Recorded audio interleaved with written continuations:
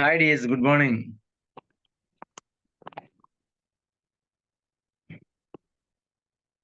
പുതിയൊരു പ്രഭാതം, പുതിയൊരാഴ്ച, തിങ്കളാഴ്ച, ആദ്യത്തെ ഒരു പ്രവൃത്തി ദിവസം. എല്ലാവർക്കും ഹൃദ്യമായ സ്വാഗതം. സെയിൽസ് ആസ് എ പ്രൊഫഷൻ എന്നതാണ് ഇന്നത്തെ ടോപ്പിക്. ലോകത്തെ ഏറ്റവും മികച്ച പ്രൊഫഷൻ ഏത് എന്ന ചോദ്യത്തിന് ഉത്തരം സംശയങ്ങൾക്ക് വകയില്ലാതെ സെയിൽസ് എന്ന് തന്നെ തീർത്തു പറയാനൊക്കും. അതിന് ഒരുപാട് കാരണങ്ങളുണ്ട്. ലോകത്തെ ഏറ്റവും ബെസ്റ്റ് പ്രൊഫഷൻ ഏതാണ് എന്ന് ചോദിച്ചാൽ പല കുട്ടികളുടെയും മനസ്സിൽ, പല രക്ഷിതാക്കളുടെയും മനസ്സിൽ, പലരുടെയും മനസ്സിൽ സ്വാഭാവികമായും കടന്നു വരുന്ന ചില ഉത്തരങ്ങൾ അല്ലെങ്കിൽ പ്രധാനപ്പെട്ട ചില ഉത്തരങ്ങൾ മെഡിക്കൽ രംഗമെന്നോ ഡോക്ടർ എന്നോ തുടങ്ങിയ ഒരുപാട് ഓപ്ഷൻസ് പലരും പറയാറുണ്ട്. ഇന്ന് നമ്മൾ ചെയ്യുന്ന പ്രൊഫഷൻ സെയിൽസ് ആൻഡ് മാർക്കറ്റിംഗ് ആണ് എന്നതുകൊണ്ട് തന്നെ അതുമായി ബന്ധപ്പെട്ട് നമ്മൾ മനസ്സിലാക്കേണ്ടതും നമ്മൾ ആത്മാഭിമാനം കൊള്ളേണ്ടതുമായ ചില തലങ്ങളിലൂടെയാണ് ഇന്നത്തെ ചിന്തയും ചർച്ചയും പോകുന്നത്. ഏറ്റവും മികച്ച പ്രൊഫഷനാണ് എന്ന് നമ്മൾ വിശ്വസിക്കുന്ന ഒരു ഡോക്ടർ ആ ഡോക്ടറുടെ അടുക്കലേക്ക് മെഡിക്കൽ റെപ്രസെന്റേറ്റീവിന് എൻട്രി കൊടുക്കുന്ന സമയം കസ്റ്റമർ മുൻപിലുള്ള സമയത്തല്ല, അതിനുശേഷമുള്ള സമയത്താണ്. അതെന്തിനാണ് എന്ന് ചോദിച്ചാൽ അവർക്ക് പ്രയോറിറ്റി ഇല്ലാത്തത് കൊണ്ടല്ല. ഈ ഡോക്ടർ ഏത് മരുന്ന് എഴുതണം എന്നതും അതിന് അദ്ദേഹം ഈ സെയിൽസ് റെപ്രസെന്റേറ്റീവിനോട് ബാർഗെയിൻ ചെയ്ത് അയാൾക്ക് വേണ്ടത് നേടിയെടുക്കുന്നതുമായ സമയമാണ് അക്ഷരാർത്ഥത്തിൽ അവിടെ നടക്കുന്ന പേഴ്സണൽ ഡിസ്കഷൻ. മരുന്നിന്റെ ക്വാളിറ്റിയും മരുന്നിന്റെ റെപ്യൂട്ടേഷനും കമ്പനിയുടെ ബ്രാൻഡും ഒക്കെ ഒരു ഭാഗത്ത് ചർച്ചയാണ് എങ്കിലും ഒരു ഡോക്ടർ പോലും അദ്ദേഹത്തിന്റെ നീഡ് ഫുൾഫിൽമെന്റും പ്രയോറിറ്റി മാനേജ്മെന്റും നിർവഹിക്കപ്പെടുന്നത് പലപ്പോഴും ഒരു സെയിൽസ് കമ്പനിയുടെ സെയിൽസ് റെപ്രസെന്റേറ്റീവിൽ നിന്നാണ്. ഇതാണ് ലോകത്തെ ഏറ്റവും മികച്ച പ്രൊഫഷൻ സെയിൽസ് തന്നെയാണ് എന്ന് പറയാനുള്ള കാരണങ്ങളിൽ ഒന്ന്. അക്ഷരാർത്ഥത്തിൽ എന്താണ് സെയിൽസ് എന്നുള്ളത്, എന്താണ് അതുകൊണ്ടുള്ള നേട്ടം എന്ന് ചോദിച്ചാൽ മറ്റേതൊരു പ്രൊഫഷനേക്കാളും ഏറ്റവും കൂടുതൽ ആളുകൾ പഠനത്തിന് വിധേയമാക്കുന്ന, ഏറ്റവും കൂടുതൽ ആ പ്രൊഫഷനിൽ നിൽക്കുന്നവൻ നിരന്തരമായ സ്കിൽ അപ്ഡേറ്റ്സിന് വിധേയമാകുന്ന ഒരു മേഖല സെയിൽസ് ആണ്. കാരണം ഓരോ ദിവസവും അവൻ കാണുന്നത് ഓരോ ടൈപ്പ് കസ്റ്റമേഴ്സിനെയാണ്. ഓരോ ദിവസവും അവർ മീറ്റ് ചെയ്യുന്നത് ഓരോ സ്റ്റൈലിലുള്ള ആളുകളെയാണ്. വ്യത്യസ്തരായ രീതിയിൽ ചിന്തിക്കുന്ന ഒട്ടേറെ ആളുകളെ അവർ കണക്ട് ചെയ്യുന്നു, അവർ മീറ്റ് ചെയ്യേണ്ടി വരുന്നു. അപ്പൊ ഒരു സംശയം ബാക്കിയുണ്ട്, ബാക്കിയുള്ള ആളുകളും അങ്ങനെ തന്നെയല്ലേ എന്ന്. ഒരു ഡോക്ടറുടെ അടുക്കൽ ഒരു രോഗി വരുന്നത് അവൻ ഏത് ടൈപ്പ് ആണെങ്കിലും അദ്ദേഹത്തിന് കൊടുക്കേണ്ട ട്രീറ്റ്മെന്റ് ചിലപ്പോ ഒന്നായിരിക്കാം. അദ്ദേഹത്തോടുള്ള സംസാരത്തിന്റെ ടോണിൽ മാറ്റം ഉണ്ടായേക്കാം എന്നത് മാത്രമേ ഉള്ളൂ. പക്ഷേ സെയിൽസ് എന്ന പ്രൊഫഷൻ ഏത് ടൈപ്പ് ആളുകളാണ് തന്റെ മുൻപിൽ ഉള്ളത് എങ്കിലും അവരെ കൺവിൻസ് ചെയ്യുക എന്നുള്ളത്, അവരെ തന്റെ ബിലീഫ് സിസ്റ്റത്തെ ബോധ്യപ്പെടുത്തുക എന്നത് ഈ സെയിൽസ് റെപ്രസെന്റേറ്റീവിന്റെ മുമ്പിലെ ഏറ്റവും പ്രധാനപ്പെട്ട കടമ്പയാണ്. അതുകൊണ്ട് തന്നെ ഏതു തരത്തിലുള്ള ആളുകളെയും, ഏതു രീതിയിലുള്ള ആളുകളെയും, ഏതു ആറ്റിറ്റ്യൂഡിലുള്ള ആളുകളെയും തന്റേതായ ഒരു ഫോക്കസിലേക്ക് അവരെ കൊണ്ടുവരിക എന്ന വലിയ ടാസ്ക് നിർവഹിക്കാൻ കഴിയുന്നവനാണ് സെയിൽസ്മാൻ. അതുകൊണ്ട് തന്നെ ഒന്നാമത്തെ കാര്യം, സെയിൽസ് എന്നത് ഏറ്റവും ഒരു നോബിൾ പ്രൊഫഷൻ ആണ് എന്നതോടൊപ്പം സെയിൽസ്മാന്റെ അത്ര സ്കിൽഡ് ആവേണ്ടി വരുന്ന മറ്റൊരു പ്രൊഫഷനുമില്ല. എന്താ അതിനർത്ഥം? അതുകൊണ്ടാണ് നമ്മൾ ഈ പ്ലാറ്റ്ഫോം റെഗുലറായി മെയിൻറ്റെയിൻ ചെയ്യുന്നത്. ഒരു സെയിൽസുകാരന് വേണ്ട അത്രയും സ്കില്ല് ആവശ്യമുള്ള മറ്റൊരു മേഖലയുമില്ല. എന്തുകൊണ്ട്? ആ സെയിൽസുകാരന് നിരന്തരമായി കോമ്പറ്റീഷന് വിധേയമാവണം. ആരോടാണ് കോമ്പീറ്റ് ചെയ്യേണ്ടത്? മറ്റു കമ്പനികളുടെ സെയിൽസ് റെപ്രസെന്റേറ്റീവുകളോടല്ല, തന്റെ മുമ്പിലുള്ള കസ്റ്റമേഴ്സിനോടല്ല, മറിച്ച് തന്നോട് തന്നെയാണ് അവൻ കോമ്പീറ്റ് ചെയ്യേണ്ടത്. എന്തു കാര്യത്തിൽ? 3 കാര്യത്തിൽ. ഒന്നാമത്തെ കാര്യം, മാർക്കറ്റിന്റെ ട്രെൻഡ് അനുദിനം മാറുകയാണ്. രണ്ടാമത്തേത്, കസ്റ്റമറിന്റെ ടേസ്റ്റ് അനുദിനം മാറുകയാണ്. മൂന്നാമത്തേത്, ഇൻഡസ്ട്രിയുടെ സ്റ്റൈലും ബിസിനസിന്റെ മോഡലും അനുദിനം മാറ്റത്തിന് വിധേയമാവുകയാണ്. 3 കാര്യങ്ങൾ: മാർക്കറ്റിന്റെ ട്രെൻഡ്, കസ്റ്റമറുടെ ടേസ്റ്റ്, ബിസിനസിന്റെ മോഡൽ. ഈ 3 കാര്യങ്ങൾ നിരന്തരമായ മാറ്റത്തിന് വിധേയമാകുന്നു. നമ്മൾ കാണുന്ന പല ബിസിനസ്സുകളുടെയും മോഡൽ മാറി. കസ്റ്റമറിന്റെ ടേസ്റ്റ് മാറി, മാർക്കറ്റിന്റെ ട്രെൻഡ് മാറി. ഈ മാർക്കറ്റിന്റെ ട്രെൻഡും കസ്റ്റമറുടെ ടേസ്റ്റും അതോടൊപ്പം തന്നെ ബിസിനസിന്റെ മോഡലും മാറുന്നതിനനുസരിച്ച് ഏറ്റവും ആദ്യം മാറേണ്ടത് ബിസിനസ് കമ്മ്യൂണിറ്റിയാണ്. ലോകത്ത് എവിടെയൊക്കെ മാറ്റങ്ങൾ ഉണ്ടാകുന്നുണ്ടോ ആ മാറ്റങ്ങൾ തുടങ്ങുന്നത് ബിസിനസ് കമ്മ്യൂണിറ്റിയിൽ നിന്നാണ്. ഒരു എഡ്യൂക്കേഷൻ സിസ്റ്റം നോർമലി മാറുക ആഫ്റ്റർ 20 years ആണ്. ഒരു ഗവൺമെന്റ് സിസ്റ്റം മാറുക ആഫ്റ്റർ 25 years ആണ്. ഒരു ലീഗൽ സിസ്റ്റം മാറുക ആഫ്റ്റർ 30 years ആണ്. നമ്മൾ ഓരോ കാര്യങ്ങളെ എടുത്ത് പരിശോധിച്ച് നോക്കിയാൽ നമുക്കത് മനസ്സിലാക്കാൻ കഴിയും. പക്ഷെ ഏറ്റവും ആദ്യം ലോകത്ത് മാറ്റത്തിന് വിധേയരാകുന്നത് ബിസിനസ് കമ്മ്യൂണിറ്റിയാണ്. എന്തേ കാരണം? മാർക്കറ്റിലാണ്, ബിസിനസ്സിലാണ്, സെയിൽസിലാണ് ഏറ്റവും ആദ്യത്തെ ട്രെൻഡ് ചേഞ്ച് ഉണ്ടാവുന്നത്. അതുകൊണ്ടാണ് ഒരു ടെക്സ്റ്റൈൽസിൽ നമ്മൾ ഡ്രസ്സ് എടുക്കാൻ പോയാൽ നമ്മളൊരു മോഡൽ ചോദിച്ചാൽ അവിടുത്തെ സെയിൽസ്മാൻ ഇങ്ങോട്ട് പറയും, ഇപ്പൊ ഇതാണ് ഓടുന്നത്. ഹലോ, ഇപ്പൊ ഇതാണ് ഓടുന്നത്. എന്താ അതിനർത്ഥം? ഇപ്പോഴത്തെ ട്രെൻഡ് ഇതാണ്, ഇപ്പോഴത്തെ മോഡൽ ഇതാണ്. നമ്മൾ ഒരു മോഡൽ കണ്ടു ചെന്ന് അപ്പോഴേക്കും അടുത്ത മോഡൽ അവിടെ വന്നിട്ടുണ്ടായിരിക്കും. ആ മോഡൽ അദ്ദേഹം പറയാം, ഈ ദീപാവലിക്ക്, ഈ ചെറിയ പെരുന്നാളിന് ഇതാണ് വരാനുള്ള ട്രെൻഡ്. ആ വരാനുള്ള ട്രെൻഡ് മുൻകൂട്ടി ഷെഡ്യൂൾ ചെയ്ത് ആ ട്രെൻഡിലേക്ക് കസ്റ്റമേഴ്സിനെ കൊണ്ടുവരിക എന്നതും അവരെ കൺവിൻസ് ചെയ്യിപ്പിക്കുക എന്നതും ഒരു സെയിൽസ്മാന്റെ റോളാണ്. അതുകൊണ്ട് തന്നെ ലോകത്ത് ആദ്യം പരിവർത്തനത്തിനും മാറ്റത്തിനും ചിന്താഗതിയും മൈൻഡ് ട്രാൻസ്ഫോർമേഷനും വിധേയമാവേണ്ട വിഭാഗമാണ് സെയിൽസ്മാൻ എന്നത്. എങ്ങനെയാണ് ഈ പ്രൊഫഷനിൽ നമുക്ക് ആത്മാഭിമാനത്തോടെ നിൽക്കാൻ കഴിയുന്നത്? എന്താണ് നമ്മൾ അവരുടെ മുമ്പിൽ അവതരിപ്പിക്കേണ്ടത്? ഫാബ് സെല്ലിംഗ് എന്നാണ് സാധാരണ അതിന് പറയുക. Fab selling. ഒന്ന് മ്യൂട്ട് ചെയ്യുന്നുണ്ട്. FAB, features, advantage and benefits. ഒരു കസ്റ്റമറുടെ മുൻപിൽ നമ്മൾ 3 കാര്യങ്ങളാണ് അവതരിപ്പിക്കേണ്ടത്. ആ 3 കാര്യങ്ങൾ അവതരിപ്പിക്കുന്നതോടുകൂടി അവിടുത്തെ പ്രസന്റേഷൻ അവസാനിച്ചു. നമ്മൾ സാൻഡ്ബോക്സിന്റെ ബിസിനസ്, അതിന്റെ ബിസിനസ് മോഡൽ, അതിന്റെ പ്രൊഡക്റ്റ്, അതിന്റെ USP ഒക്കെ നമ്മൾ അവരുടെ മുമ്പിൽ അവതരിപ്പിക്കുന്നു. ആ അവതരിപ്പിക്കേണ്ട പാറ്റേൺ എന്താ? FAB method. What is a FAB? F for features. എന്താണ് സാൻവോസിറ്റിയുടെ പ്രോഡക്റ്റ്? എന്താണ് അതിന്റെ ഫീച്ചേഴ്സ്? എന്താണ് അതിന്റെ യുണീക്ക്നെസ്? അതാണ് ഒന്നാമത്തെ നമ്മുടെ ഭാഗം.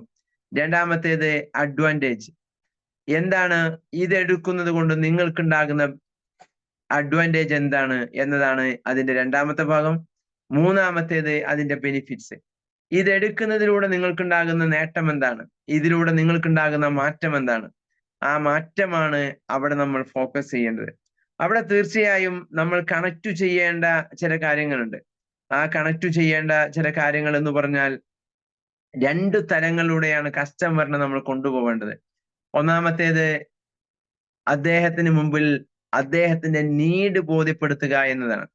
നമ്മുടെ പ്രോഡക്റ്റ് ഫാബ് പാറ്റേൺ നമ്മൾ ഫോളോ ചെയ്ത് പ്രസന്റേഷൻ നടത്തുമ്പോൾ നമ്മുടെ പ്രോഡക്റ്റ് അവരുടെ മുൻപിൽ അവതരിപ്പിക്കുന്നതിന് മുൻപ് ഈ പ്രോഡക്റ്റ് അവർക്ക് റിക്വയർമെന്റ് ആണ് എന്ന് അവർക്ക് തോന്നിപ്പിക്കണം. തോന്നാത്തിടത്തോളം നമ്മൾ പ്രോഡക്റ്റിനെ കുറിച്ച് പറയുമ്പോൾ അവരുടെ മനസ്സിലുണ്ടാവുക ഇത് ഞാൻ വാങ്ങുക എന്നത് ഇവന്റെ ആവശ്യമാണ് എന്നതാണ്. ഐ റിപ്പീറ്റ്, ഞാനിത് വാങ്ങുക എന്നത് ഇവന്റെ ആവശ്യമാണ് എന്ന് അവന് തോന്നാതിരിക്കണമെങ്കിൽ അതിനു മുൻപ് നമ്മൾ അവനിൽ നീഡ്, റിക്വയർമെന്റ് ഫുൾഫിൽ ചെയ്തിരിക്കണം.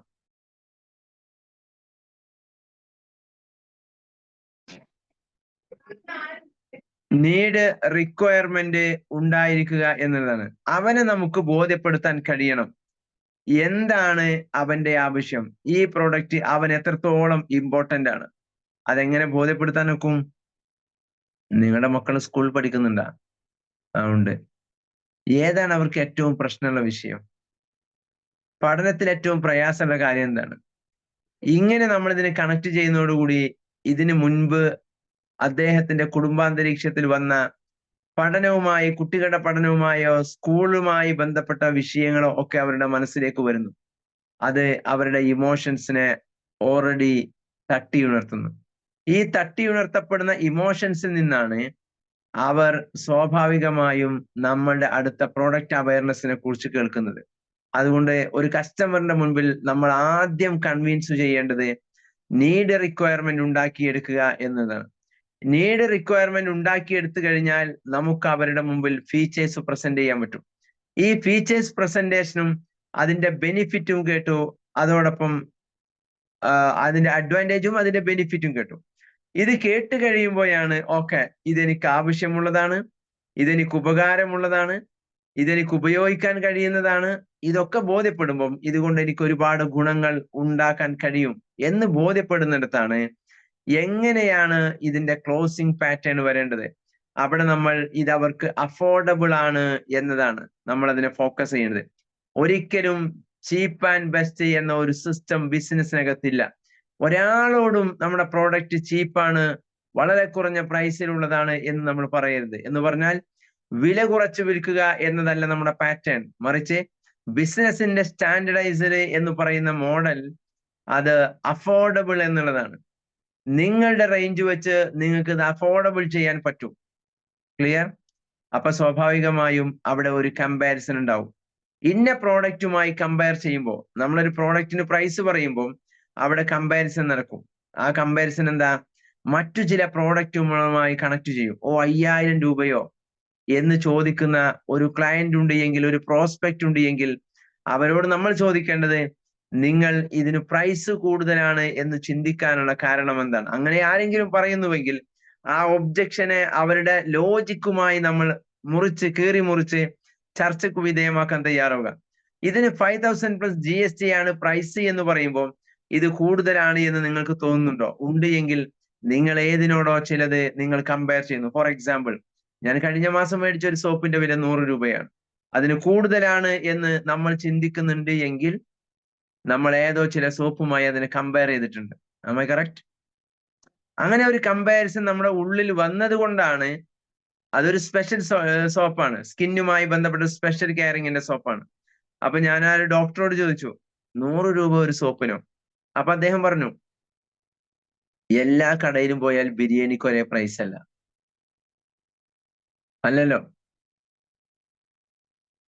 അത് എവിടെ നിന്നാണ് നിങ്ങൾ വാങ്ങുന്നത് എന്ന് പറഞ്ഞാൽ അതിന്റെ ബ്രാൻഡ് വാല്യൂ ഒരു പ്രത്യേകതയാണ്. 8 രൂപക്ക് പൊറോട്ട കിട്ടുന്ന സ്ഥലങ്ങളുണ്ട്, ചപ്പാത്തി കമ്പനികളിൽ. 10 രൂപക്ക് പൊറോട്ട കിട്ടുന്ന ഹോട്ടലുകളുണ്ട്, 12 രൂപക്ക് പൊറോട്ട കിട്ടുന്ന ഹോട്ടലുകളുണ്ട്. ആദാമിന്റെ തട്ടുകടയിൽ പോയാൽ 20 രൂപക്ക് പൊറോട്ടയും കിട്ടും. ഓക്കെ, എല്ലാം ഉള്ളത് ഒരേ പ്രൊഡക്റ്റ് ആണ്. പക്ഷെ എവിടെ നിന്ന് നിങ്ങൾ അത് വാങ്ങുന്നു എന്നത് ഒരു പ്രധാനമാണ്. രണ്ടാമത്തെ കാര്യം, അതിന്റെ ബെനിഫിറ്റ് എന്താണ്? മറ്റുള്ള പ്രോഡക്റ്റുമായി കമ്പയർ ചെയ്യുമ്പോൾ ഇതിനുള്ള വ്യത്യാസം എന്താണ്? ആ വ്യത്യാസത്തിനാണ് അതിന്റെ പ്രൈസ് കൊടുക്കുന്നത്. അതാണ് നമ്മളുടെ അടുക്കൽ ഒരാൾ പ്രോഡക്റ്റിനെ കുറിച്ച് കമ്പാരിസൺ നടത്തുമ്പോൾ, പ്രൈസിനെ കുറിച്ച് സംസാരിക്കുമ്പോൾ നിങ്ങൾ ഏതുമായാണ് ഇതിനെ കണക്ട് ചെയ്യുന്നത്, ഏതുമായാണ് ഇതിനെ കമ്പയർ ചെയ്യുന്നത് എന്നതാണ് നമ്മൾ അവരുടെ ഫോക്കസിൽ കൊടുക്കേണ്ട, അവരുടെ ചിന്തയിലേക്ക് നമ്മൾ കൊടുക്കേണ്ട പ്രധാനപ്പെട്ട മറ്റു ചില കാര്യങ്ങൾ. 3 പോയിന്റ്സ് ഈ വിഷയവുമായി ബന്ധപ്പെട്ട് സംസാരിക്കുകയാണ്. Sandbox education, sandbox city application, sandbox technologies. നമ്മൾ ഇതിന്റെ ബിസിനസ് നൽകുമ്പോൾ എന്താണ് നിങ്ങളുടെ പ്രോഡക്റ്റ് എന്ന് ചോദിക്കുമ്പോൾ നമ്മൾ കൊടുക്കുന്നത് നോളജ് ആയിരിക്കാം, പക്ഷെ അക്ഷരാർത്ഥത്തിൽ നമ്മൾ വിളിക്കുന്നത് ഒരിക്കലും അറിവല്ല, മറിച്ച് നമ്മൾ വിളിക്കുന്നത് ഇമോഷൻസ് ആണ്. ഐ റിപ്പീറ്റ്, നമ്മൾ ആപ്ലിക്കേഷനകത്ത് തുറന്നു കണ്ടാൽ അവർക്ക് കേൾക്കാനുള്ളത് അറിവുകളാണ് എങ്കിലും നമ്മൾ അവിടെ അവർക്ക് പകർന്നു നൽകുന്നത് 100% ഇമോഷൻസ് ആണ്. കാരണം അത് ഒരു രക്ഷിതാവിന്റെ റിക്വയർമെന്റ് ആണ്, അതൊരു കുട്ടിയുടെ റിക്വയർമെന്റ് ആണ്. മാത്സ് എന്നുള്ളത് അവനെ ഇമോഷണലി നമ്മൾ കണക്ട് ചെയ്യേണ്ട ടോപ്പിക്കാണ്. അവിടെ ആ പ്രൊഡക്റ്റ് സെല്ലിങ്ങിനെക്കാളും നോളജ് ഷെയറിങ്ങിനെക്കാളും നമ്മൾ ഫോക്കസ് ചെയ്യേണ്ടത് ഇമോഷണൽ സെല്ലിങ്ങിനാണ്. രണ്ടാമത്തെ കാര്യം, നമ്മൾ ഒരിക്കലും മാർക്കിന്റെ ഇൻക്രിമെന്റ് അല്ല അവർക്ക് നമ്മൾ കൊടുക്കേണ്ട കമ്മിറ്റ്മെന്റ്, മറിച്ച് കോൺഫിഡൻസ് ആണ്. ഐ റിപ്പീറ്റ്, നമ്മൾ വിൽക്കുന്നത് മാർക്ക് കൂട്ടാനുള്ള സ്ട്രാറ്റജി അല്ല. മാർക്ക് കൂടുതൽ കിട്ടും, അത് അവർക്ക് നൽകുന്നത്, മാർക്ക് കിട്ടുന്നത് ഇതെല്ലാം കഴിഞ്ഞിട്ടാണ് ആണല്ലോ. പക്ഷെ ആ പ്രൊഡക്റ്റ് വാങ്ങുന്ന സമയം അവർക്ക് കിട്ടുന്നത് കോൺഫിഡൻസ് ആണ്. Am I correct? ഇതെല്ലാത്തിന്റെയും അൾട്ടിമേറ്റ് റിസൾട്ട് മാത്രമാണ് മാർക്ക്. നമ്മൾ അവർക്ക് കൊടുക്കുന്നത് കോൺഫിഡൻസ് ആണ്. അങ്ങനെ തന്നെയാണ് നമ്മൾ അവരെ ബോധ്യപ്പെടുത്തേണ്ടത്. നിങ്ങളുടെ കുട്ടിക്ക് പരീക്ഷയ്ക്ക് ഫേസ് ചെയ്യാൻ, പഠനത്തിന് എന്തെങ്കിലും ക്രൈസിസ് ഉണ്ടെങ്കിൽ ആ ക്രൈസിസ് തീർത്തു കൊടുക്കുക എന്നത് നിങ്ങളുടെ ബാധ്യതയാണ്. കാരണം നിങ്ങൾക്ക് ഒരു കുളത്തിൽ നീന്താൻ കഴിയണമെങ്കിൽ അതിനകത്ത് അവനെ പിടികൂടുന്ന ഒന്നുമില്ല എന്ന് ഉറപ്പുവരുത്താൻ കഴിയണം. യെസ്, അവിടെയാണ് നമ്മൾ അവർക്ക് എന്ത് കൊടുക്കേണ്ടത്? കോൺഫിഡൻസ് കൊടുക്കേണ്ടത്. നിങ്ങൾക്ക് ഇതുകൊണ്ട് ലഭിക്കുന്നത് മാർക്കല്ല, അത് അൾട്ടിമേറ്റ് റിസൾട്ട് ആണ്. നിങ്ങൾക്ക് ഇതുകൊണ്ട് ലഭിക്കുന്നത് നിങ്ങളുടെ മക്കൾക്ക് പരീക്ഷയെ ഫേസ് ചെയ്യാനുള്ള കോൺഫിഡൻസ് ആണ് നിങ്ങൾക്ക് നൽകാൻ കഴിയുന്നത്. മൂന്നാമത്തെ കാര്യം, നമ്മൾ ഒരിക്കലും റിസൾട്ട് നൽകുന്നത് റിസൾട്ട് അല്ല, മറിച്ച് നമ്മൾ നൽകുന്നത് പ്രസ്റ്റീജിയസ് ആണ്. ഐ റിപ്പീറ്റ്, നമ്മൾ ഒരിക്കലും നൽകുന്നത് റിസൾട്ട് അല്ല, നമ്മൾ നൽകുന്നത് പ്രസ്റ്റീജിയസ് ആണ്. എന്താ തമ്മിലുള്ള വ്യത്യാസം? ഒരു രക്ഷിതാവിന് തന്റെ കുട്ടിക്ക് 9 A+ഉം 1 Aയും കിട്ടുക എന്നത് റിസൾട്ടിൽ ഫുൾ A+ഉമായി വലിയ മാറ്റമില്ല. 2 മാർക്കിന്റെ വ്യത്യാസം. ചിലപ്പോൾ അഡ്മിഷൻ സെയിം ക്ലാസ്സിൽ സെയിം സ്കൂളിൽ കിട്ടും. പക്ഷേ ഫുൾ A+ എന്നുള്ളത് അത് നൽകുന്നത് ഒരു പ്രസ്റ്റീജിയസ് ആണ്, ആത്മാഭിമാനമാണ്, ഒരു ക്രെഡിറ്റ് ആണ്. അവിടെയാണ് നമ്മൾ ഇമോഷണലി നമ്മുടെ പ്രോഡക്റ്റിനെ സെല്ല് ചെയ്യാൻ നമ്മൾ ശ്രമിക്കേണ്ടത്. ഇപ്പോ മാർക്കറ്റിൽ, ഡിജിറ്റൽ മാർക്കറ്റിൽ ഏറ്റവും ട്രെൻഡിങ് ആയ ഒരു പാറ്റേൺ എന്ന് പറയുന്നത് ഹിപ്നോട്ടിക് ഡിജിറ്റൽ മാർക്കറ്റിംഗ് ആണ്. എന്താണ് ഈ ഹിപ്നോട്ടിക് ഡിജിറ്റൽ മാർക്കറ്റിംഗ് വരാനുള്ള കാരണം? ഇമോഷണൽ സെല്ലിങ്ങിനെ കണക്ട് ചെയ്യാനുള്ള ഏറ്റവും നല്ല സ്ട്രാറ്റജിയാണ് ഹിപ്നോട്ടിക് ഡിജിറ്റൽ മാർക്കറ്റിംഗ് എന്നുള്ളത്. എന്ന് പറഞ്ഞാൽ ഇമോഷനിലൂടെയാണ് നമ്മൾ സെല്ലിങ് എപ്പോഴും ഫോക്കസ് ചെയ്യേണ്ടത്. നമ്മൾ വിൽക്കുന്നത് പ്രോഡക്റ്റ് അല്ല, നമ്മൾ വിൽക്കുന്നത് നോളജ് അല്ല, നമ്മൾ വിൽക്കുന്നത് ഇമോഷൻസ് ആണ്. നമ്മൾ അവർക്ക് കൊടുക്കുന്ന വാഗ്ദാനം അത് മാർക്കല്ല, മറിച്ച് അത് കോൺഫിഡൻസ് ആണ്. അതിലൂടെ അവർക്കുണ്ടാകുന്ന അൾട്ടിമേറ്റ് ബെനിഫിറ്റ് എന്ന് പറയുന്നത് റിസൾട്ട് അല്ല, മറിച്ച് പ്രസ്റ്റീജിയസ് ആണ്. ക്ലിയർ ആണല്ലോ? ഈ കോൺഫിഡൻസിലായിരിക്കണം നമ്മൾ നമ്മുടെ ഒരു പ്രോസ്പെക്റ്റിന്റെ മുമ്പിൽ നമ്മുടെ പ്ലാൻ അവതരിപ്പിക്കേണ്ടത്. എങ്കിൽ നമ്മൾ എന്തൊക്കെയാണ് നമ്മുടെ ഒരു സെയിൽസ്മാൻ എന്ന രീതിയിൽ, ഒരു സെയിൽസ് പ്രൊഫഷൻ എന്ന രീതിയിൽ നമ്മൾ എന്തൊക്കെയാണ് ഇവിടെ ഫോക്കസ് ചെയ്യേണ്ടത്? 4 കാര്യങ്ങളിലാണ് നമ്മൾ മാറ്റത്തിന് വിധേയമാവേണ്ടത്. ഇതുവരെ സംസാരിച്ചത് നമ്മുടെ ഫോക്കസും സെയിൽസ് പ്രസന്റേഷന്റെ സ്റ്റൈലും കാര്യങ്ങളൊക്കെയുമാണ് എങ്കിൽ, നമ്മൾ ഇതിനകത്ത് 4 കാര്യങ്ങളിൽ നമ്മൾ കോൺഫിഡന്റ് ആയിരിക്കണം ആസ് എ സെയിൽസ് പ്രൊഫഷൻ. എന്താണ് ഒന്നാമത്തേത്? നമുക്ക് പാഷനേറ്റ് ആയ ഒരു രംഗത്താണ് നമ്മൾ സെയിൽസിൽ എൻഗേജ് ചെയ്യുന്നത് എന്ന് നമുക്ക് ഉറപ്പുവരുത്താൻ കഴിയണം. എന്താ നമുക്ക് പാഷനേറ്റ്? നമ്മൾ കണ്ടെത്തിയ ഫീൽഡ് നമുക്ക് ഇൻട്രസ്റ്റഡ് ആണ് എന്ന് ഉറപ്പുവരുത്തുക. 3 ദിവസം മുമ്പ് കമ്പനിയിൽ BOPക്ക് വന്ന ദിവസം ഞാൻ ഒരാൾക്ക് പ്ലാൻ കൊടുത്തിരുന്നു, ഓൺലൈനായിട്ട് ഡീറ്റെയിൽസ് ഒക്കെ സംസാരിച്ചിരുന്നു. ഇന്നലെ ഒരു യാത്രയിൽ ഞാൻ അയാളെ ഫോണിൽ വിളിച്ച് ഫോളോ അപ്പ് നടത്തി. അപ്പൊ അദ്ദേഹം കുറെ ചോദിച്ചു. ഞാൻ പറഞ്ഞു, ഇതിന്റെ പ്രൈസ് നിങ്ങൾക്ക് ആക്ടിവേഷൻ ചെയ്യാൻ കൂടുതലാണോ? അല്ല, 5000 കൂടുതലായിട്ടല്ല സമ്മതിക്കുക, വേറെന്താ പ്രശ്നം? അവസാനം അദ്ദേഹം പറഞ്ഞു, ഞാൻ പണ്ടേ 10ാം ക്ലാസ് തോറ്റി പരിപാടി നിർത്തിയ ആളാണ്. അപ്പൊ ഞാൻ എങ്ങനെയാണ് ഇത് സെല്ല് ചെയ്യുക എന്ന് എങ്ങനെ ആലോചിച്ചിട്ടും എന്റെ മനസ്സ് ഉത്തരം തരുന്നില്ല. ഹലോ, എങ്ങനെ ഞാൻ എഡ്യൂക്കേഷൻ കൊണ്ടുപോയി വിൽക്കാൻ പറ്റുമെന്ന് ആലോചിച്ചിട്ട് എനിക്ക് ഉത്തരം കിട്ടുന്നില്ല. എന്നിട്ട് അദ്ദേഹം പറഞ്ഞു, ഇതൊരു നല്ല കോൺസെപ്റ്റ് ആണ്, ഒരു പുതിയ കോൺസെപ്റ്റ്, പക്ഷെ എങ്ങനെ ആലോചിച്ചിട്ടും വിൽക്കാൻ പറ്റുന്ന എന്തെങ്കിലും പ്രൊഡക്റ്റ് ഉണ്ടോ എന്നതാണ് എന്റെ ചിന്ത. ക്ലിയർ ആണല്ലോ? എന്ന് പറഞ്ഞാൽ ടിപ്പിക്കൽ ഡയറക്റ്റ് സെല്ലിംഗ് എന്ന് പറയുന്ന പഴയ കാലത്തെ ഡയറക്റ്റ് സെല്ലിങ്ങിന്റെ മോഡലായിരുന്നു നമ്മൾ ഉണ്ടാക്കിയ ഒരു അച്ചാറും മുളക് പൊടിയും മറ്റു പ്രോഡക്റ്റുകളും നമ്മൾ നമ്മുടെ കമ്പനിയിൽ നിന്ന് നേരിട്ട് മാസത്തിന്റെ ആദ്യത്തിൽ വാങ്ങി പർച്ചേസ് ചെയ്ത് അത് അടുത്ത ഒരു ടീമിലേക്ക്, ഡയറക്റ്റ് കസ്റ്റമറിലേക്ക് ഡോർ ടു ഡോർ മുട്ടിയിട്ട് വിൽപ്പന നടത്തുക എന്ന പഴയ സ്റ്റൈലിലേക്ക് ഇപ്പോൾ നമ്മൾ ഫോക്കസ് ചെയ്യാനുള്ള കാരണം നമ്മുടെ തോട്ട് പ്രോസസ് മാറ്റാൻ നമ്മൾ തയ്യാറാവാത്തത് കൊണ്ടാണ്. അതാണ് നമ്മൾ ഇവിടെ ഫോക്കസ് ചെയ്യേണ്ടത്. നമ്മൾ പാഷനേറ്റ് ആയ ഒരു രംഗത്ത്, പാഷനേറ്റ് ആയ അപ്ഡേറ്റ് ആയ ഒരു മോഡലിലാണ് നമ്മൾ ഇടപെടുന്നത് എന്ന് നമ്മൾ ഉറപ്പുവരുത്തുക. ഹുസൈൻ ബോൾട്ടിന്റെ കോച്ചിന് ഹുസൈൻ ബോൾട്ടിന്റെ അത്ര ഓടാൻ അറിയില്ല. ഹലോ, ഐ റിപ്പീറ്റ്, ലോകത്തെ ഏറ്റവും വേഗതയുള്ള ഓട്ടക്കാരനായ ഹുസൈൻ ബോൾട്ടിന്റെ കോച്ചിന് ഹുസൈൻ ബോൾട്ടിന്റെ അത്ര ഓടാൻ അറിയില്ല. ലോകത്തെ ഏറ്റവും മികച്ച ഫുട്ബോളേഴ്സ് മെസ്സിയും റൊണാൾഡോയും കോച്ചുമാർക്ക് അവരുടെ അത്ര ഫുട്ബോൾ കളിക്കാൻ അറിയില്ല. ഹുസൈൻ ബോൾട്ടിനോട് മിന്നലിനേക്കാൾ വേഗതയുള്ള ജീവിതം എന്നാണ് അദ്ദേഹത്തിന്റെ ആത്മകഥയുടെ പേര്. അതിൽ അദ്ദേഹത്തോട് ഈ ചോദ്യം ചോദിക്കുന്നുണ്ട്, എന്താണ് നിങ്ങളുടെ കോച്ചിന് നിങ്ങളുടെ മേലുള്ള ഡ്യൂട്ടി? അദ്ദേഹം പറയുന്നുണ്ട്, എന്നെ സമയത്തിന് ഓടാൻ ഉണർത്തുക എന്നതാണ് അദ്ദേഹത്തിന്റെ ഡ്യൂട്ടി. നിന്റെ ഓട്ടം അടിപൊളിയാണ് എന്ന് പറയലാണ് അദ്ദേഹത്തിന്റെ ഡ്യൂട്ടി. ഇത്ര പോരാ, ഇത്ര കൂടി വേണം എന്ന് എനിക്ക് ടാർജറ്റ് നൽകലാണ് അദ്ദേഹത്തിന്റെ ഡ്യൂട്ടി. അതുതന്നെയാണ് ഈ പ്ലാറ്റ്ഫോമിനകത്ത് സാൻഡ്ബോക്സ് എന്ന എഡ്യൂക്കേഷൻ സിസ്റ്റത്തെ ഡെലിവറി ചെയ്യുമ്പോൾ, ഈ സർവീസ് ഇൻഡസ്ട്രിയുടെ ഭാഗമാകുമ്പോൾ നമുക്കും ഉണ്ടാവേണ്ട കോൺഫിഡൻസ്. ഒന്നാമത്തെ കാര്യം, നമുക്ക് പാഷനേറ്റ് ആയ, അതോടൊപ്പം നമുക്ക് കോൺഫിഡൻസ് ഉള്ള ഒരു സ്പേസിലാണ് നമ്മൾ നിൽക്കുന്നത് എന്ന് നമ്മൾ ഉറപ്പുവരുത്തുക. അതിനകത്ത് നമ്മുടെ ഉള്ളിൽ യാതൊരു ക്ലാഷും ഉണ്ടാവാൻ പാടില്ല. ആ ക്ലാഷ് എന്തിനുള്ളതല്ല, എനിക്ക് ഇത്ര യോഗ്യതയുണ്ടോ എന്നതല്ല വിഷയം. എന്തുകൊണ്ട് നമ്മളത് ബോധ്യപ്പെടുത്തണം? IAS വേണ്ടി പരിശ്രമിച്ച് 3 തവണ പരീക്ഷ എഴുതി പ്രിലിമിനറി പാസ്സായി മെയിൻ തോറ്റ ആളുകളാണ് ഇന്ത്യയിലെമ്പാടും IAS കോച്ചിങ് സെന്ററുകൾ നടത്തിക്കൊണ്ടിരിക്കുന്നത്. കറക്റ്റ്? എൻട്രൻസ് കോച്ചിങ് നടത്തുന്നവരൊന്നും ആ എൻട്രൻസിലൂടെ ഡോക്ടറായ ആളുകളല്ല.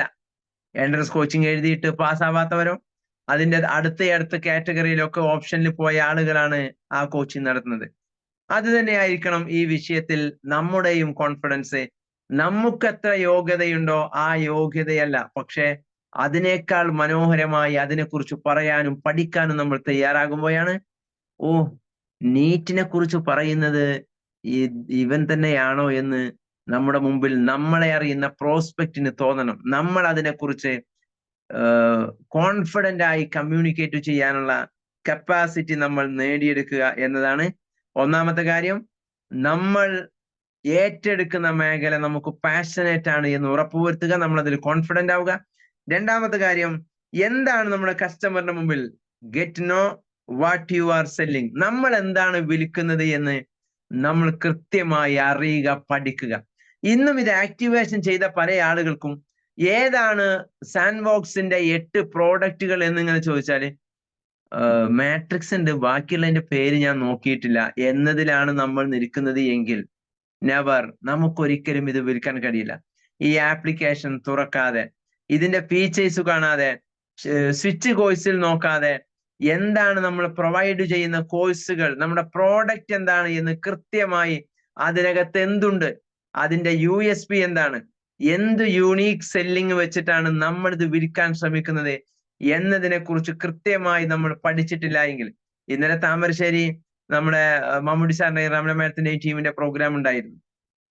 അവിടെ അക്കാദമി രംഗത്തുള്ളവരും അല്ലാത്തവരുമായ ഒരുപാട് ആളുകളുണ്ട്. നമ്മൾ അവിടെ പറഞ്ഞൊരു കാര്യമുണ്ട്, നമ്മുടെ പ്ലാറ്റ്ഫോമിനകത്ത് ക്ലാസ് എടുക്കുന്ന ഫാക്കൽറ്റികളിൽ 95% ആളുകൾ നിലവിൽ ഗവൺമെന്റ് സർവീസിലുള്ള ആളുകളാണ്.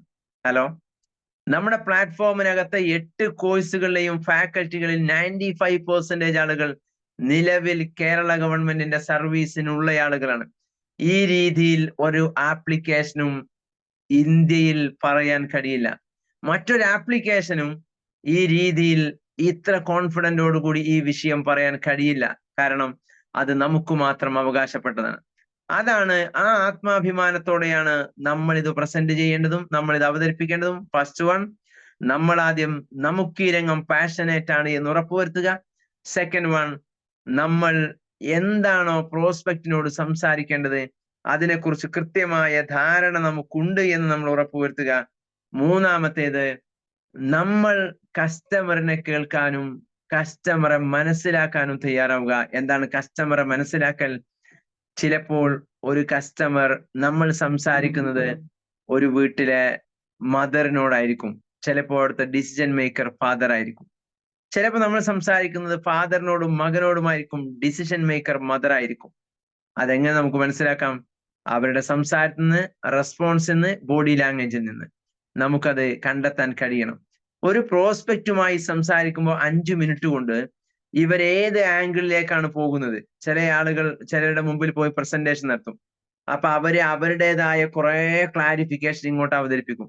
പോയ ആളുകള് നമ്മൾ അങ്ങോട്ട് പ്ലാൻ കൊടുക്കാൻ പോയതാണോ അതല്ല അവരുടെ പ്ലാൻ കേൾക്കാൻ വേണ്ടി ചെന്നതാണോ എന്ന് പോലും അരമണിക്കൂർ കഴിയുമ്പോൾ കൺഫ്യൂഷൻ ആവും.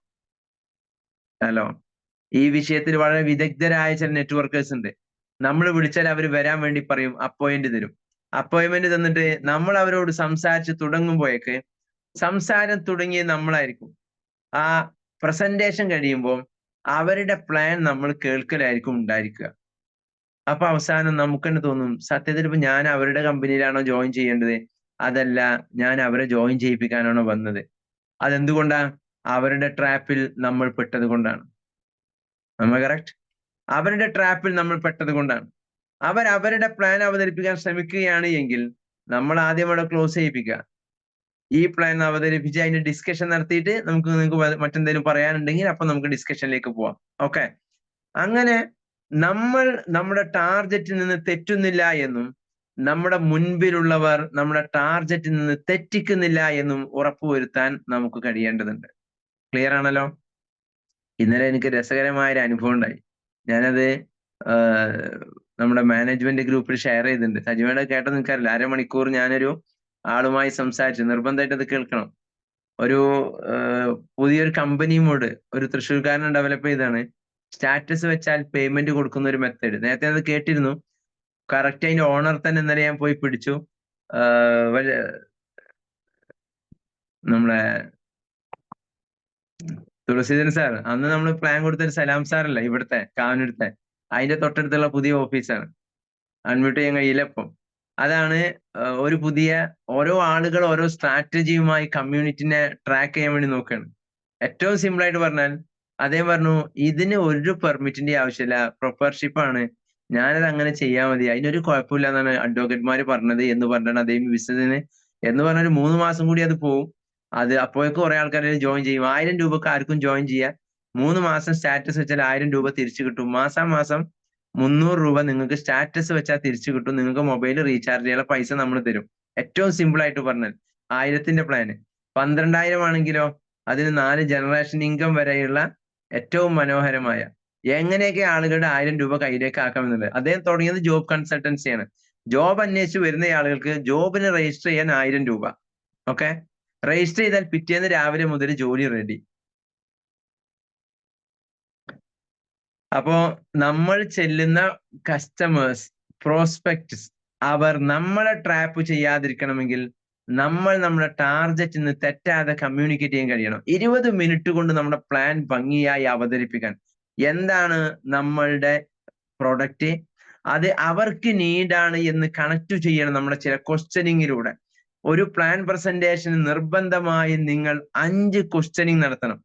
ആ 5 ചോദ്യം അവർ ഉത്തരം പറയാനുള്ള ചോദ്യമല്ല, മറിച്ച് നിങ്ങളുടെ കുട്ടിക്ക് ഏറ്റവും പ്രയാസമുള്ള വിഷയം മാത്സ് തന്നെയല്ലേ? ചോദ്യത്തിന് അവർ ഉത്തരം പറയണമെന്ന് യാതൊരു നിർബന്ധവുമില്ല. പക്ഷെ അവരുടെ ബ്രെയിനിനുള്ളിൽ അത് അതെ എന്ന ക്ലോസിങ് വരണം. അങ്ങനെ ഒരു 5 ചോദ്യം നമ്മൾ ചോദിച്ചാൽ നമ്മുടെ പ്രസന്റേഷന്റെ അവസാനം നമ്മൾ ആ 5 ചോദ്യങ്ങളാണ് എടുത്തു പറയേണ്ടത്. അതോടുകൂടി അദ്ദേഹത്തിന്റെ ഉള്ളിലെ റിജക്ഷൻസ് അവിടെ അവസാനിക്കും. റിജക്ഷൻ ഒരിക്കലും അദ്ദേഹം പ്ലാൻ ചെയ്യുന്നതല്ല, അദ്ദേഹത്തിന്റെ ബ്രെയിന് കൊണ്ടുവരുന്ന ഒബ്ജക്ഷൻ ആണ്. ഒന്നുകിൽ അയാൾക്ക് തിരിയാത്ത കാര്യങ്ങൾ കേൾക്കുന്നത് കൊണ്ട്, അല്ലെങ്കിൽ അയാൾക്ക് അഫോർഡബിൾ അല്ല എന്ന് തോന്നുന്നത് കൊണ്ട്, അല്ലെങ്കിൽ ഇത് ടെക് ഓറിയന്റഡ് അല്ല, അത് കുട്ടികൾക്ക് ഇപ്പോൾ മൊബൈൽ കൊടുക്കാൻ പറ്റുന്നില്ല എന്ന ചില ബിലീഫ് സിസ്റ്റം അയാളുടെ ഉള്ളിൽ കിടക്കുന്നത് കൊണ്ട്.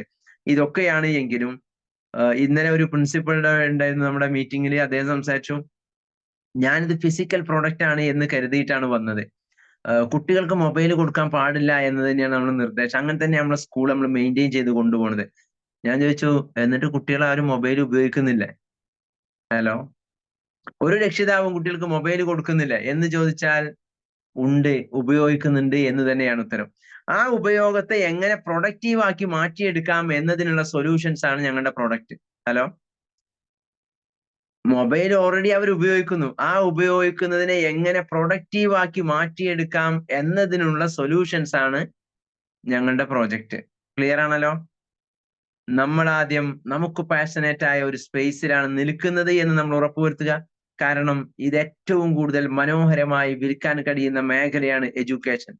ഇതൊരിക്കലും കമ്പൽ ചെയ്തുണ്ടാക്കേണ്ടതോ വായിപ്പിക്കേണ്ടതോ അല്ല. ഇത് വേണം എന്ന് ബോധ്യം അവരുടെ ഉള്ളിലുണ്ട്. എനിക്ക് വേണ്ടിയല്ല, എൻ്റെ മക്കളുടെ ഫ്യൂച്ചറിന് വേണ്ടി. അവർക്ക് ഞാൻ നൽകുന്ന ഏറ്റവും നല്ല ഇൻവെസ്റ്റ്മെന്റ് ആണ് ഇത് എന്ന് അവരെ ബോധ്യപ്പെടുത്താൻ കഴിഞ്ഞാൽ, നിങ്ങൾ അവർക്ക് വേണ്ടി 5000 രൂപ ചിലവഴിച്ചില്ല എങ്കിൽ 10th കഴിഞ്ഞിട്ട് നിങ്ങൾ അവർക്ക് വേണ്ടി 5 ലക്ഷം ചിലവഴിച്ചാലും നിങ്ങൾക്കത് ഉപയോഗപ്പെടുത്താൻ പറ്റിക്കൊള്ളണം എന്നില്ല.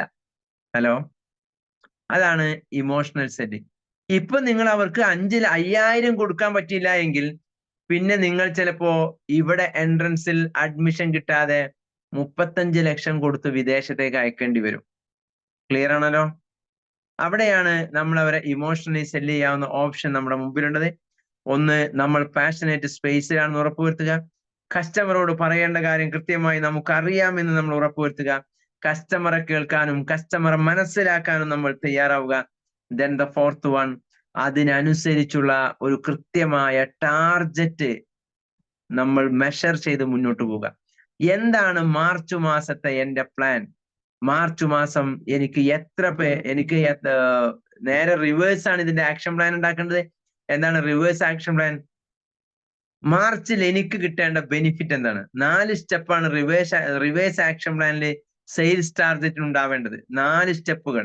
ഒന്നാമത്തെ സ്റ്റെപ്പ്, ഈ മാസം എനിക്ക് എത്ര ബെനിഫിറ്റ് കിട്ടണം? ഹലോ, ഈ മാസം എനിക്ക് കിട്ടേണ്ട മന്ത്ലി ഇൻകം എത്രയാണ്? ഫോർ എക്സാമ്പിൾ, ഈ മാസം എനിക്ക് കിട്ടേണ്ടത് 25,000 rupees. ഓക്കെ, ഫസ്റ്റ് 25,000 rupees കിട്ടണമെങ്കിൽ എനിക്ക് എത്ര ക്ലോസിംഗ് ഉണ്ടാവണം? ക്ലിയർ ആണല്ലോ? എനിക്ക് എത്ര ക്ലോസിംഗ് ഉണ്ടാവണം, എത്ര ആക്ടിവേഷൻ ഉണ്ടാവണം എങ്കിൽ എന്റെ സെയിൽസിലെ എന്റെ എക്സ്പീരിയൻസിൽ എന്റെ ക്ലോസിംഗ് റേഷ്യോ എത്ര ശതമാനമാണ്? ഫോർ എക്സാമ്പിൾ 20% എന്ന് കരുതുക. 5 പേരോട് ഞാൻ പ്ലാൻ കൊടുത്താൽ ഒരാൾ ജോയിൻ ചെയ്യും. അതാണ് എന്റെ സെയിൽസ് റേഷ്യോ എങ്കിൽ എനിക്ക് ഈ മാസം 25,000 രൂപക്ക് വേണ്ടി എനിക്ക് കിട്ടേണ്ടത് ഏകദേശം ഒരു 35 പേരാണ്, അല്ലെങ്കിൽ 30 പേരാണെന്ന് കരുതുക. 30 പേരാണ് എന്റെ സെയിൽസ് റേഷ്യോ 20% ആണ് എങ്കിൽ ഞാൻ എത്ര പേരോട് ഈ മാസം പ്രോസ്പെക്റ്റിംഗ് നടത്തേണ്ടതുണ്ട്? I repeat, what is my profit target? എങ്കിൽ എനിക്ക് എത്ര ക്ലോസിംഗ് വരണം? എങ്കിൽ എനിക്ക് എത്ര പ്രോസ്പെക്റ്റിംഗ് നടക്കണം? ആ പ്രോസ്പെക്റ്റിംഗ് നടക്കാൻ ഞാൻ ഏതൊക്കെ സ്ട്രാറ്റജിയിലൂടെയാണ് മുന്നോട്ട് പോകുന്നത്? ഈ 4 സ്റ്റെപ്പിന്റെ റിവേഴ്സ് ആക്ഷൻ പ്ലാൻ ആണ് നമ്മൾ ഉണ്ടാക്കേണ്ടത്. ആദ്യം നമ്മൾ ടാർഗറ്റ് ഫിക്സ് ചെയ്യുക, പ്രോഫിറ്റ് ടാർഗറ്റ്. ആ പ്രോഫിറ്റ് ടാർഗറ്റ് ഇപ്പോഴുള്ള എന്റെ ട്രീ വെച്ചിട്ട് എനിക്ക് എങ്ങനെയൊക്കെ കിട്ടും? റഫറൽ പ്ലസ് അതർ ബെനിഫിറ്റ് നോക്കിയിട്ട് എനിക്ക് എത്ര കിട്ടും? ആ കിട്ടാൻ എന്റെ സെയിൽസ് പെർസെന്റേജ് നോക്കി ഞാൻ എത്ര പ്രോസ്പെക്റ്റിംഗ് നടത്തണം? എങ്കിൽ എന്റെ സ്ട്രാറ്റജി എന്താണ്? ഏതൊക്കെ മെത്തേഡിലൂടെയാണ് ഞാൻ അതിനെ ഫോളോ അപ്പ് ചെയ്യാൻ വേണ്ടി ശ്രമിക്കുന്നത്? ഫോളോ അപ്പിന് സ്ട്രാറ്റജി ഉണ്ട്, പ്രോസ്പെക്റ്റിംഗിന് സ്ട്രാറ്റജി ഉണ്ട്, ലിസ്റ്റിങ്ങിന് സ്ട്രാറ്റജി ഉണ്ട്. ഏതൊക്കെ മോഡിലാണ് നമ്മുടെ ബിസിനസ് ഓപ്പറേഷൻ നടക്കുന്നത്? ഈ 4 സ്റ്റെപ്പുകൾ നമ്മൾ എടുക്കാൻ തയ്യാറാണോ? നമ്മളാണ് സാൻഡ് ബോക്സിലെ ഏറ്റവും ബെസ്റ്റ് ലീഡേഴ്സ്. ഒരു കാര്യം ഇവിടെ ഉറപ്പു പറയുന്നു, ഫെബ്രുവരി 28 വരെ നമ്മുടെ ആപ്പ്, ജനുവരി 30 നമ്മുടെ ആപ്പ് ലോഞ്ച് ചെയ്തുവെങ്കിലും ഫെബ്രുവരി മാസം നമുക്ക് അതിന്റെ ഒരുപാട് ബാരിയേഴ്സ് ഉണ്ടായിരുന്നു. പല കാരണങ്ങൾ കൊണ്ട് അതിനെ പബ്ലിക്കലി വിസിബിൾ ആക്കാൻ പറ്റാത്ത കുറെ ക്രൈസിസുകൾ ഉണ്ടായിരുന്നു. അതെല്ലാം ക്ലിയർ ആയി മാർച്ച് 1 ഏറ്റവും ഭംഗിയായ രീതിയിൽ ചില കാര്യങ്ങൾ, അപ്ഡേറ്റ്സുകൾ ഇപ്പോഴും നടക്കുന്നുവെങ്കിലും നമ്മുടെ ഒരു പെർസ്പെക്റ്റീവിൽ നിന്ന് വെച്ച് നോക്കുമ്പോൾ നമുക്ക് 100% കോൺഫിഡൻസോടുകൂടി നമ്മുടെ പ്രോസ്പെക്റ്റിനെ മുമ്പിൽ അപ്രോച്ച് ചെയ്യാൻ പറ്റുന്ന ഏറ്റവും ബെസ്റ്റ് ഓപ്ഷനാണ് നമ്മുടെ കയ്യിലുള്ളത്. മാർച്ച് 31 കമ്പനിയുടെ ഇവാലുവേഷൻ റിയലി ആരാണ് ഏറ്റവും നല്ല പൊട്ടൻഷ്യലായ ലീഡർ എന്നതിന്റെ ഇവാലുവേഷൻ കൂടിയാണ്. ഐ റിപ്പീറ്റ്, മാർച്ച് 31 കമ്പനിയിലെ ഏറ്റവും നല്ല പൊട്ടൻഷ്യൽ ലീഡർ ആര് എന്ന ചോദ്യത്തിന് ഉത്തരം, ആരാണ് ഡെഡിക്കേറ്റഡ് ആയി സിസ്റ്റത്തിനകത്ത് കമ്മിറ്റായി വർക്ക് ചെയ്യുന്നത് എന്ന ചോദ്യത്തിന്റെ ഒക്കെ ഉത്തരമാണ് മാർച്ച് 31. എന്താ കാരണം? ഇത് ഏറ്റവും നല്ല ഒരു ഐഡിയൽ ടൈമാണ്. ഏറ്റവും നന്നായിട്ട് നെറ്റ്വർക്കേഴ്സിനെ ഫോക്കസ് ചെയ്യാൻ പറ്റുന്ന സമയമാണ്. ചിലരെങ്കിലും തെറ്റിദ്ധരിച്ചത് ഒന്ന് ക്ലിയർ ചെയ്യേണ്ടതുണ്ട്. ഈ സമയം നമ്മൾ സ്റ്റുഡൻസിനെ ഫോക്കസ് ചെയ്യേണ്ട സമയമല്ല. സ്റ്റുഡൻസിനെ ഫോക്കസ് ചെയ്യാം, നെക്സ്റ്റ് ഇയറിലേക്കുള്ള 10th സ്റ്റുഡൻസിനെ ഫോക്കസ് ചെയ്യാം. കാരണം കുട്ടികൾ എവിടെ ട്യൂഷൻ അഡ്മിഷൻ എടുക്കണം എന്ന് വരെ ചർച്ച ചെയ്തുകൊണ്ടിരിക്കുന്ന സമയമാണ്.